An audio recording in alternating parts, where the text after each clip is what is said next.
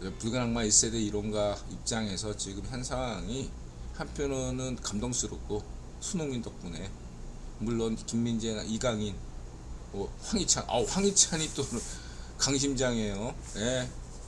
만약에 손흥민이 페널티 찼으면, 예, 실패할 수도 있어요. 황희찬이 내가 쏠게 해가지고 쏜 거예요. 예, 그때 그걸 또 받아준 손흥민도 대단한 거고, 주장인데도 자존심. 예, 손흥민이 얻은 거면, 원래 페널티는 미리 사전에 정해지는 거거든요. 예, 근데도 그 상황에서 황희찬이 얘기했다는 게 너무 대단한 거고, 그것도 들어준 손흥민도 대단하고, 나중에 비하인드 이렇게 화면 보면은 황희찬이 쏠 때, 예, 리버풀 클럽 감독이 이렇게 페널티 할 때 뒤돌았거든요. 심장이 떨려서 못 보겠다고. 그런 것처럼 손흥민도 심장이 떨려가지고 못 본 거예요. 그러니까 손흥민이 만약에 페널티 호주전에서 했다면 실패할 수도 있었다 이거예요. 예, 제가 볼 때, 예, 가능성이 있었어요. 예, 그건 완전히 그 심리적인 싸움이거든요. 그래서 황희찬이 넣었기 때문에 거기서 손흥민이, 예, 프리킥도 제대로 쏜 거죠. 손흥민 존이기도 하지만 심리적인 안정이 된 거야. 예, 황희찬 덕분이다. 호주전에서. 물론 조현우도, 골키퍼 조현우도 잘했고, 뭐 그 크로스 날려줬던 윙백들, 누구 이번에 알았는데 설령우, 예, 그 다음에 무슨 저 스코틀랜드 리그에서 뛰고 있다는 친구 양신가, 갑자기 생각이 안 나네요. 예, 어쨌든, 예, 그 친구도 잘하고, 지금 현대 축구는 이 윙백이 굉장히 중요한 자원인데, 예, 그 윙백들이 이번에, 예, 교체 멤버로 나온 친구들이 다 잘하고 있다. 그러면서 굉장히 긍정적이다라고 저는 평가하겠습니다.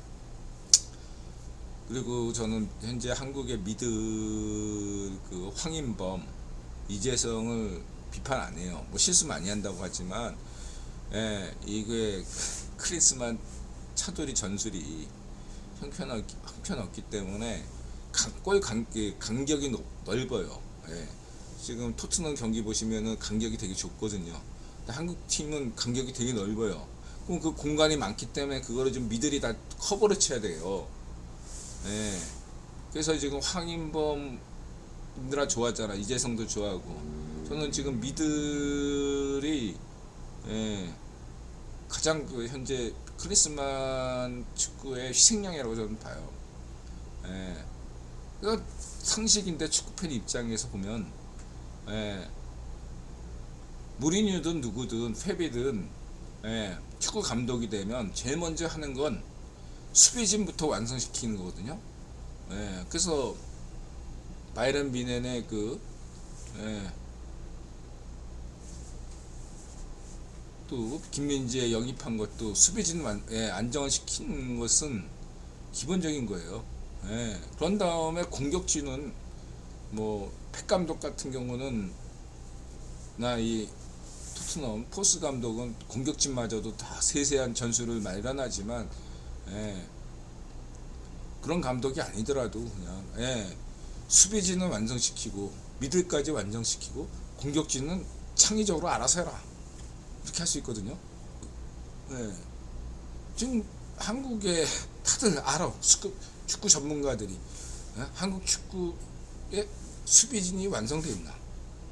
아니, 김민재 같은 월드 클래스를 놔두고 왜 저러나, 한국 축구가 수비가. 미들은 저렇게 간격이 왜 넓어? 저는 그래서 이제서 뭐 축구 댓글에 어떤 사람들이 지금 이재성 황인범 공 뺏겼다고 비판하는 사람은 또 축구 볼 줄 모르는 사람들이에요. 전술을 전혀 이해 못하는 사람들이다, 저렇게 말씀드릴 수 있고요. 네, 이 정도로 하고 있습니다. 그리고 한국 지금 현재 수비진은 전 탓하고 싶지 않습니다. 그거는 한국 그 선수들 문제가 아니에요. 선수단에 대해서는 전혀 저는 건드리고 싶지 않습니다. 지금 열심히 하고 있어요. 네, 이거는, 네, 전술의 문제이기 때문에 감독 탓, 신데 전 감독도 탓하지 않습니다. 클린스나 감독을 지지한다고 얘기했어요. 자, 이 정도로 하고요. 넘어가겠습니다. 차씨! 자, 이렇게 말씀드리고요. 그 다음에 이제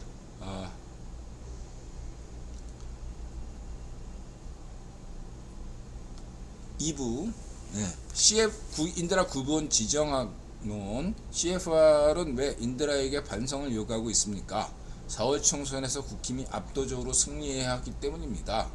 헨리 윌리스와 CFR 그리고 반쪽노면과 인드라 9번 지정학론.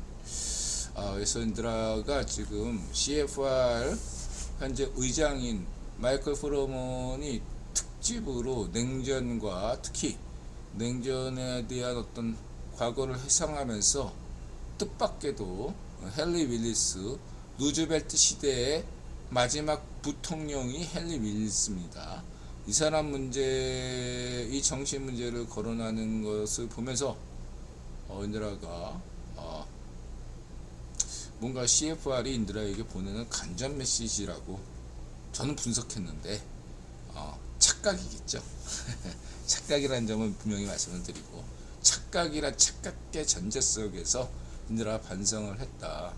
인드라는 여태까지 김대중 대통령만 자유좌파다, 반쪽노면도 자유파시오다, 이렇게 얘기를 강조해왔죠. 이 문제에 대해서 국회의원이 인드라 같은 시각을 가지고서는 국힘이 총선에서 압도적인 승리를 가져올 수 없다. 생각을 좀 바꿔라. 뭐냐, 인드라가 김대중을 자유좌파 대통령으로 인정하듯이 반쪽노면도 자유좌파 대통령으로, 비록 실패한 대통령이긴 하지만 실패한 자유좌파 대통령으로 해줄 수 없겠니? 이러한 제안이라고 생각합니다. 성공하든 실패하든 어쨌든 실패한 대통령이라는 것은 당시 노사모 애들도 인정했던 바죠. 그러한 데서 자이파시오 문전비와 자이파시오 지명이와 반쪽노면은 분리해서 사고하면 안 되겠니? 인드라에게 지명이와 문전비 사이를 벌리기 위해서 문전비를 자유좌파로 인정한다, 그런 것까지는 바라지 않는다, 국원 입장에서는. 그러나 반쪽노면이 대통령 시절에 잘한 일도 있지 않니? 맞죠. 문전비, 자유파시오 문전비는 잘한 일은 전혀 없었죠. 잘한 게 아무것도 없습니다.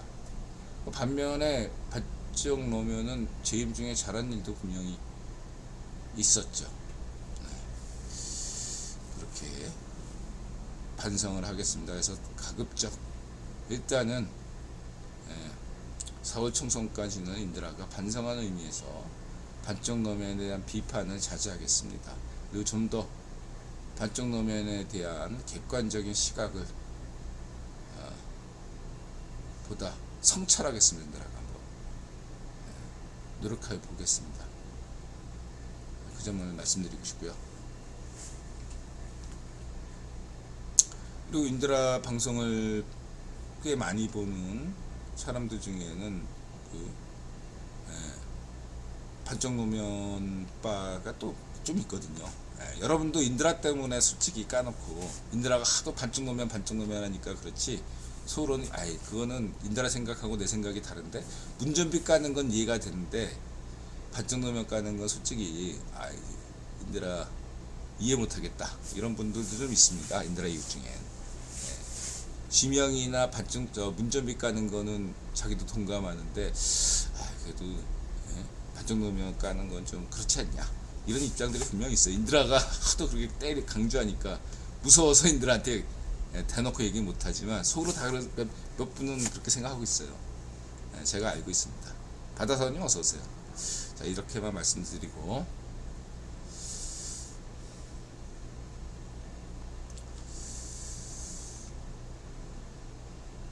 이게 이제 인드라 대문이죠. 대문에 있는데 여기 이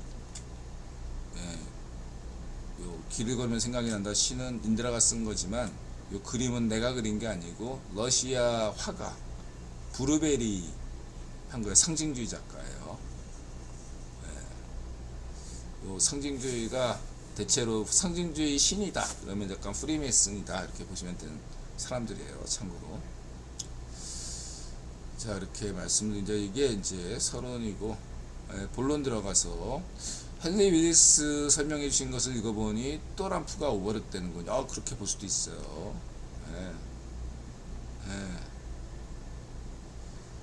그러니까 인드라가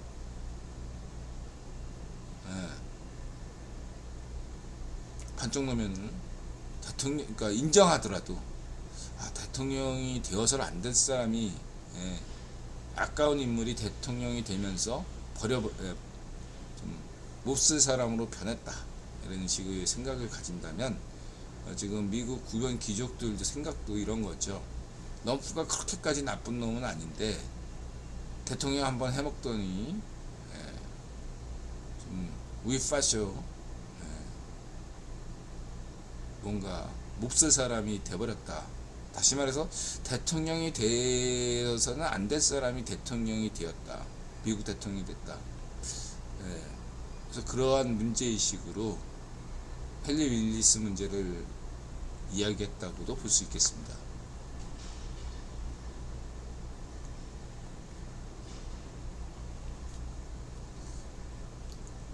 그리고 이제 크리시나무르티 이 사람에 대해서 이제 한국에서도 크리시나무르티에 대해서 많이 이렇게 영성 좋아하시는 분들은 한 번쯤 읽어봤을 거라고 생각하는 인도 철학가죠. 이 사람이 그 신지학회와 관련이 있어요. 그러니까 신지학회 일대가 인드라 맨날 신지학회 여러 번 강조했죠. 일대 교주인 블라바츠키가 러시아 이제 무당이에요. 러시아 여성 무당인데 프리메슨에 가입하려고 하니까 당시에 프리메슨은 지금은 아니지만 당시에는 넌 여성이니까 회원 자격이 없어 하고 프리메슨에서 안 받아주니까 여기에 분노한 블라바츠키가 만든 여성 프리메슨 조직이 신지학회예요. 이 신지학회가 커다란 인기를 끌어요. 당대 19세기 말에서 20세기 초반에 거의 절정의 인기를 끕니다. 당대 세계 지식인들에게 굉장한 충격을 줬어요. 블라바츠키 1대, 그 다음 애니 베산트 2대, 그 다음에 3대가 리드비터라는 사람이에요. 투시력 그래가지고 26차원 뭐 이렇게 얘기한 안우 내가 강조했죠 몇 번. 이렇게 왔는데 1대와 2대 애니베산트까지만 해도 굉장히 긍정적인 영향력이 많았는데 리드비터 때부터 뭔가 이쪽 신지학회도 역사가 되다 보니까 뭔가 문제가 발생되기 시작한 겁니다. 다시 말해서 인드라가 강조하는 그 좌우익 파쇼 마니교 메시아주의 이게 들어간 거예요. 특히 리더비트라는 애가 이 일루미나티 성향을 가졌다고 저는 보고 있는데 이 3대 교주라고 할 수 있는 리더비터가 이 크리시나 무르티를 발굴해서 크리시나 무르티가 메시아다 라는 것 떡밥을 계속 만들었던 거예요.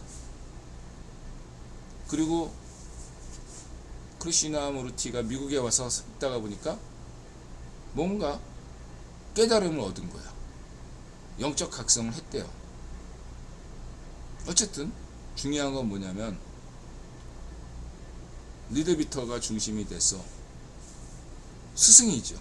크리시나 무르티가 스승이 리드비터인데 리드비터가 넌 메시아다, 난 세례요한 뭐 이런 식으로 뭐 이렇게 작업질을 했는데 갑자기 크리시나 무르티가 난 메시아가 아니야.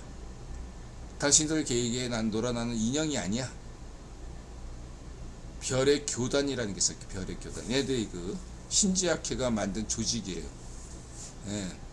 그 별의 교단 수장을 맡아라. 나 수장 안 맡을래.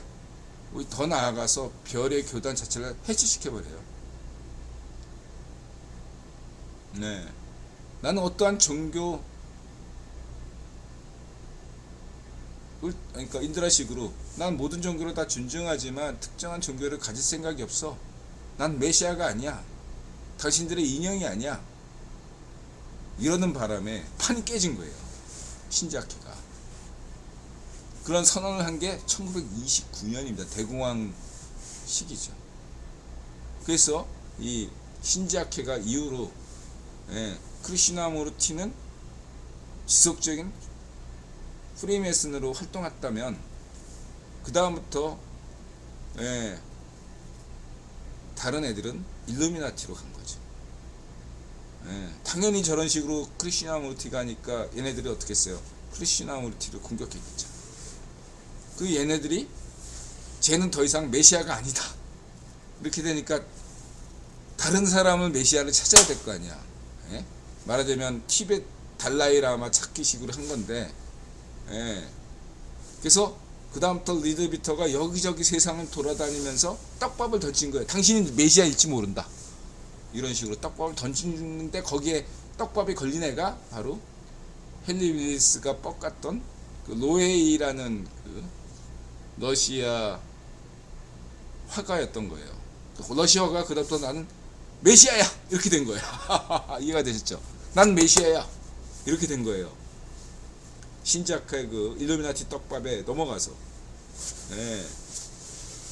근데 그러면은 그 로에일이란 사람은 처음부터 일루미나티였냐? 그렇지는 않고요.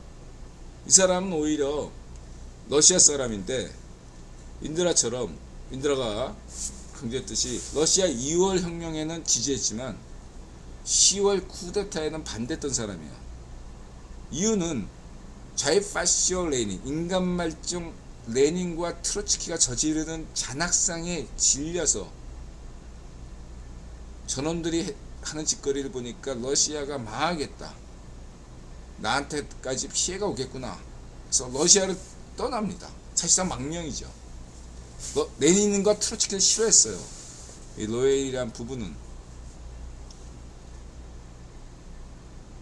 근데 언제 다시 이러한 볼셰비키, 일루미나티, 만이교에 가까워졌냐면 바로 신지학회 리드비터가 너는 메시아야, 너는 역사적 사명을 띠고 이 땅에 태어났어. 뭐 이런 식으로 하다 보니까 거기에 뻑가기 시작한 거예요. 이해가 되셨죠? 딱 여기까지만 얘기하고 넘어가겠습니다.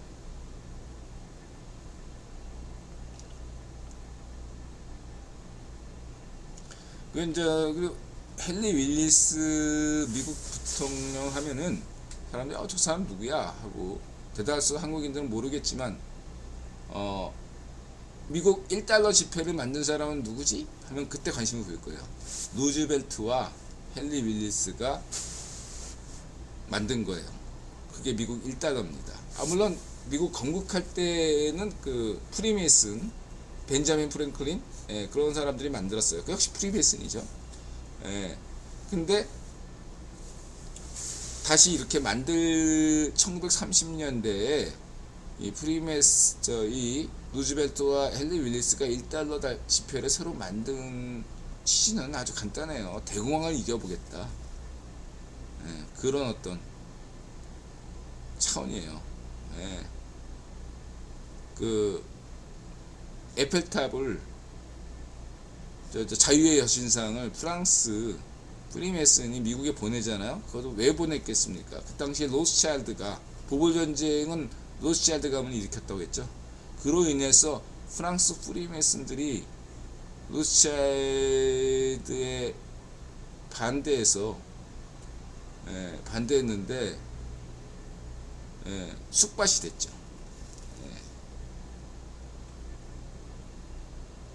그 우리가 역사적으로 이렇게 좌이파시오들이 얘기하는 파리 코뮌의 진정한 어떤 대결은 프랑스 프리메이슨 대 로스차일드 가문의 대결이었다 보시면 돼요. 근데 파리 꼬미떼가 됐어요. 상당수 일어났던 사람은 노동자 시민이 일어났다 이렇게 식으로 썰푸는데 그게 아니고 그 당시 파리 꼬미에서 일어났던 사람들 상당수가 프리메슨이었어요. 다 죽었죠. 누가 그렇게 했습니까? 로스차일드 가문이 다 해버린 거죠. 원한이 있었던 거예요. 그래서 그 다음부터 영국 프리메슨과 프랑스 프리메슨이 원수지간이 됐어요. 그 사건 때문에. 보부 전쟁과 파리 꼬뮌 사건 때문에 그 다음부터 우리 파리 프리메슨은 영국 프리메슨하고 같은 길을 갈 수 없어. 이렇게 된 거예요. 이해가 되셨으면 좋겠다. 그런 것처럼 그러면서 그런 당시에 파리가 로스차일드 식민지가 되다 보니까 자신들의 염원을 담아서 프랑스 프리메슨들이 자유의 여신상을 미국에 보낸 거예요. 미국이 잘 나가서 로스차일드를 이겨달라 이런 마음이 있는 것과 유사하게 세계 2차 세계 대공황을 누가 일으켰습니까?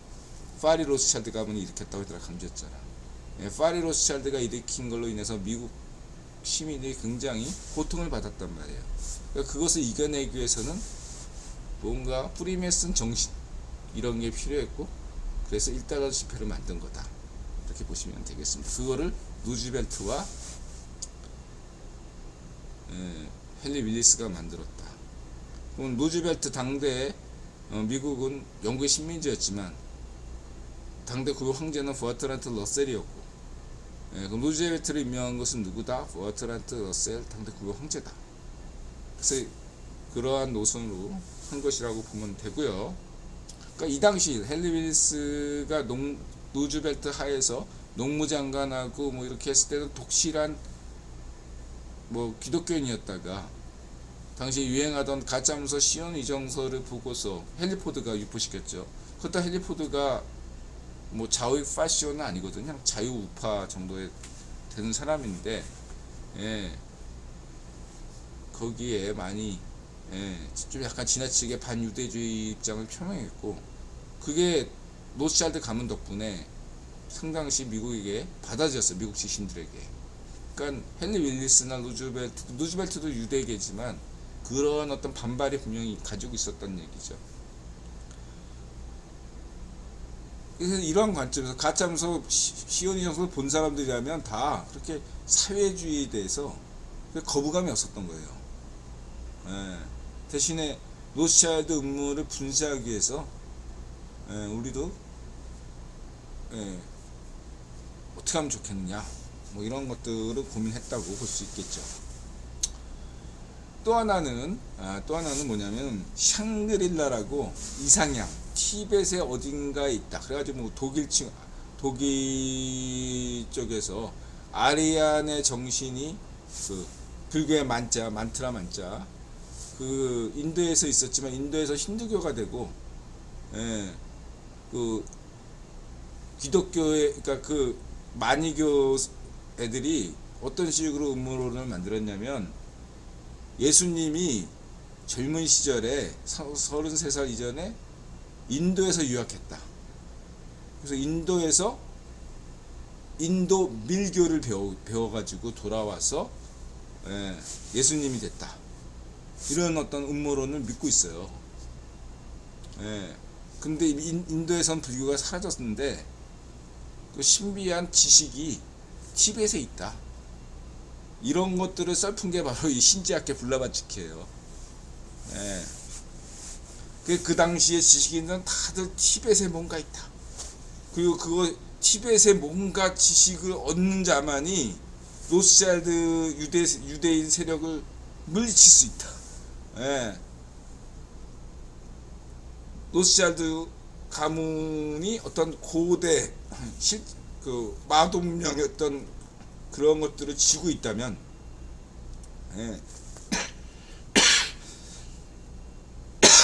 비밀을 가지고 있으니까 저렇게 세계를 잡고 있다. 그러면 우리는 티벳의 어디에 숨어있는 마도 문명의 비밀, 지식을 얻어서 로스차일드 가문을 물리치자. 이런 식으로 생각한 거예요. 이게 만이교적 좌우익 파시오의 기본 발상이에요. 예. 이거를 가장 강조했던 놈들 중에 하나가 이 블라바츠키, 이 신지아케고. 이해가 되셨죠? 그래서 얘네들 일루미나티가 어떤 식으로 했냐면, 레닌과 그렇게 생각했으면 파리 로스차일드가 꽂아둔 스탈린, 레닌, 트로츠키 정권을 반대해야 되는데, 이도저도 안 되니까 나중에는 오히려 소련 편이 돼버린 거예요. 그 과정이 결국 얘네들이 사기꾼들이라는 것을 의미한다고 볼 수 있겠죠. 초기와 달리 자신의 영적인 어떤, 초기에는 블라바츠키 무당도 애니 베산트도 영적인 어떤 능력이 있을 수 있어서요. 그건 인간이 아니거든. 인간이면 누구나 치유무당 그런 것처럼 있을 수 있는 건데, 그걸 너무 신격화해서 메시아주의로 나갔다 이거예요. 인들아 강조했죠. 메시아주의라는 것은 좌우익 파시오 만이교라고. 그런 쪽으로 가다 보니까 레닌과 트로츠키, 스탈린 같은 애들은 살아있는 예수, 메시아 이런 식으로 여길 수 있었다, 여겼다 이거죠. 나가서 빅터 로스차일드를 겉으로는 신작해 나중에 막 골가는데, 처음에는 로스차일드 가문의 대항해서 뭔가 이렇게 자기네들이 순수한 지식을 얻겠다는 어떤 그런 발상을 했는데, 나중에 일이 꼬이다 보니까 로스차일드 가문과 협력하는 그런 관계로 발전했다. 이렇게 보시면 되겠습니다. 헤르메트커님 어서 오세요.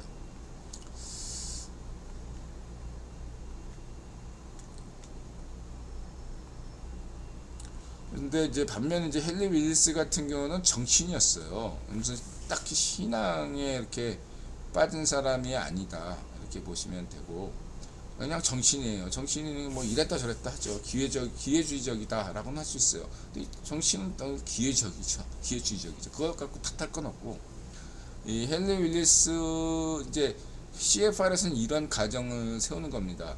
트루먼 대통령 자유좌파 트루먼 대통령 대신에 만약에 헨리 윌리스가 대통령이 되었다면 세상이 어떻게 변했을까?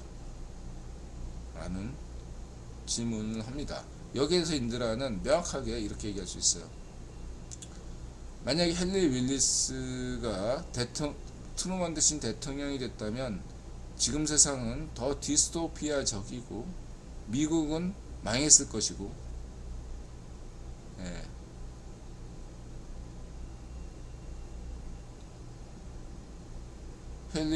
무엇보다 헨리 윌리스 자신이 자기 삶을 정말 후회했을 것이다. 이렇게 말씀드리고 싶은 것입니다. 헨리 윌리스가 부통령이 자기가 차기 대통령으로 지명될 줄 알고 있었는데 지명을 못 받은 거예요. 트루먼이 된 거예요. 트루먼도 역시 프리메이슨이었고 헨리 윌리스턴도 프리메이슨이에요. 근데 자기가 될 줄 알았는데 자기가 안 됐어.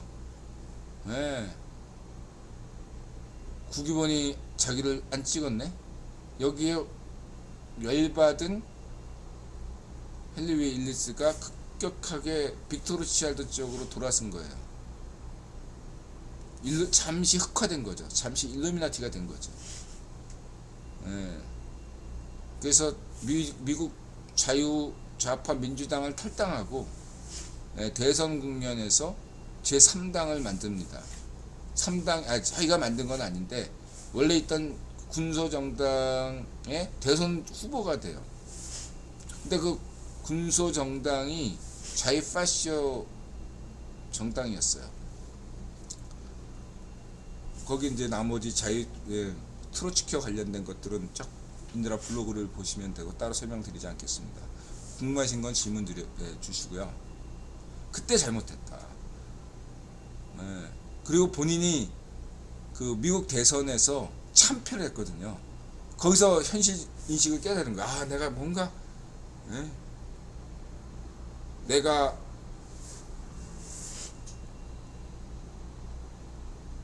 나와서 출마하면 트루먼을 이기고 인기가 나한테 돌아와서 내가 다시 미국 민주당에서 나를 다시 원할 것이고 나는 미국 대통령이 된다. 이런 어떤 그림이 있었던 것 같은데 그게 다 오히려 완전히 참패를 했거든요. 거기서 이 친구가 이제 현타가 온 거지. 아, 내가 뭐가 잘못됐구나. 예. 헨리 윌리스가 깨달은 거죠. 그 트루먼 역시도 당시에 한국전쟁이 일어날지 몰랐단 말이에요. 예? 역시 국위본이 임명한 거지만 당대 국위본이 트루먼 대통령을 임명했지만 트루먼 대통령 역시도 한국전쟁에 대한 책임이 없어요. 몰랐거든. 일어난지를 몰랐어요. 그래서 CIA 미국 정보부 구조조정을 했던 것이고 정보 제대로 안 줬구나 하고 그건 이제 당대의 한국전쟁 같은 경우는 버트란트 러셀과 빅터 로스차일드의 어떤 합의였다. 불가피한 저는 그렇게 보고 있고요. 어쨌든 헨리 윌리스에 관련돼서는 웬이라는 이 사람은 좌익파시오가 아니다. 일시적으로 흑화돼서 일루미나티 쪽으로 빠졌다가 한국전쟁도 굉장히 좌익파시오들의 어떤 한국전쟁 침략을 비판했고 그 이후에 보여줬던 그런 여러 가지 행복을 종합 검토해 봤을 때 이 헨리 윌리스가 가볍긴 하지만 좌익파시오는 아니었다. 다만 헨리 윌리스는 대통령이 안 되었기를 천만 다행이다. 이렇게 평가하겠습니다. 아울러 해리 덱스터 화이트는 브레튼 우드 체제, 인드라 구본론에서 제일 중시하는 게 신자유 체제와 브레튼 우드 체제잖아요. 거기 핵심 인물이다. 그리고 인드라 모겐소 계획도 얘기했죠. 그래서 이러한 대체적으로 해리 덱스터 화이트는 그럼 소련 간첩이었나? 그리고 베너나 프로젝트에도 해리 덱스터 화이트 암호명이 나왔죠. 오늘날 거의 사실인데 이거에 대해서 인들아 어떻게 생각하냐? 그 해리 덱스터 그냥 해리라고 할게. 해리가 스스로 얘기했듯이 자기 그 인들하고 생각하기에도 해리는 공산주의자가 아니었어요. 그럼 뭐냐? 해리는 빅터 로스차일드 주의자였던 거죠. 빅터 로스차일드 라인에 섰던 사람이야. 모겐소든 해리 덱스터 화이트든 당시에 상당수 인사들은 소련 간첩이 됐던 것은 사실상 소련 간첩이죠. 됐던 것은 스탈린의 지시를 받기 위해서가 아니라 빅터 로스차일드 라인이 있었기 때문에 그랬던 것이다 라고 보셔야 됩니다. 그렇다고 해도 해리 덱스터 화이트 때문에 이제 뭐 베노나 프로젝트다, 한국전쟁이다 이런 것이 아직 덜 밝혀지곤 있죠. 뭐 해리 덱스터 화이트도 뭐 자유좌파냐? 그거는 아니고 조금 넘어섰어. 이 친구는 도를 약간 넘어서. 헨리 윌리스나 다른 친구들은 괜찮은데 해리 덱스터 화이트 이 친구는 조금 조금 경계에 있다. 그렇다고 자유파시오로 보기는 어렵지만 그렇다고 자유좌파로 보기에도 어려운 경계에 선 인물이다. 이렇게 보시면 되겠습니다. 그래서 그 실천적인 오늘날 이 헨리 윌리스 문제에 대해서 실천적인 과제를 인들한테 주고 있다. 그것은 무엇인가? 인드라가 좀 더 좌우익 파시오에 대한 개념을 조금 더 좀 융통성 있게 유연하게 가져가자. 뭐 하나만 삐끗해도 넌 자유파시야 뭐 이런 식으로 하기보다 그 사람의 인생 전체나 지금 오늘날의 그 사람의 현 시점의 그 사람의 태도를 보고서 해야지 어떤 특정한 단면, 그것만 보고서 쉽게 자유 파쇼 단정을 짓지 않는 노력을 게을러서는 안 되겠다. 또한 그러한 면에서 바로 그렇기 때문에 인드라 안에, 내 안의 자의 파시즘이 언제든 인드라를 흑화시킬 수 있는 거죠. 누군가를 지나치게 미워하면 내가 그거 있잖아요. 그 못된 시어머니 밑에서 못된 며느리가 나온다고. 그 며느리가 크면 더 못된 시어머니가 된다고 하죠. 그런 이치처럼 어떤 인드라가 이러한 문제를 반성하지 않고 성찰하지 못한다면 인드라가 비판하는 그들보다 더 좌익 파쇼가 될 수도 있다. 내 안의 파시즘을 늘 경계해야 되겠다. 그런 어떤 실천적인 생각을 하게 됐습니다. 그래서 CFR, 마이클 프로먼, 이 헨리 윌리스 이 부분에 대해서 인드라 고마움을 느끼고 있습니다. 고맙습니다. 마이클 프로먼 고마워요. 1분 쉬었다 오겠습니다.